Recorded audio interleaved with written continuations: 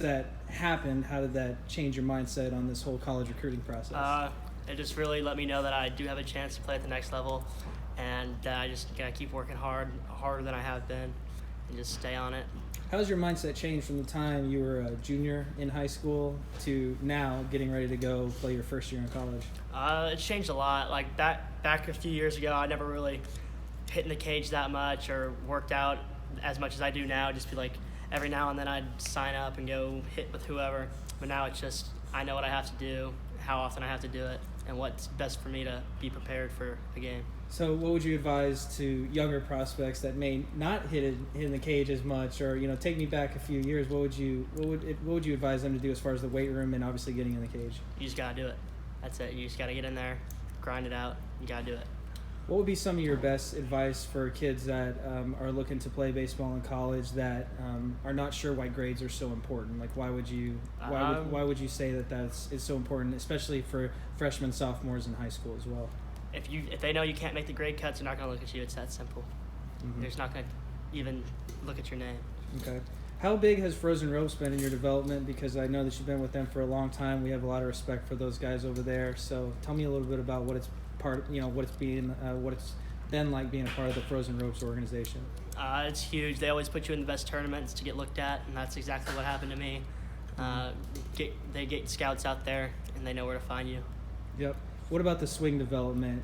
You're a left-handed hitter. You've had to work really hard to clean up your swing and do what you need to do. What has that process been like, and what's kind of the things that have helped you the most as a hitter? Just not just trying to be one-dimensional and have everything kind of come in to play and get advice from other players or coaches or ex-players or whoever, and just watch your videos, and just see what works for you. So your best piece of advice for guys that are going through the recruiting process right now? I know sometimes it gets a little stressful, but I'm sure it feels much better once you get it done with. But guys that are going through it right now, what would your best piece of advice to them be? Keep working, stay on it, and don't get in your head too much. I remember when we first signed you, it was in October, I believe, a couple years ago, and I remember talking to your dad and how much he really wanted you to be successful, and how he continues to do that. What have your parents been like in this process for you? Obviously a big supporter of yours. Yeah, awesome. They've been awesome, very supportive like always, and just willing to do anything for me.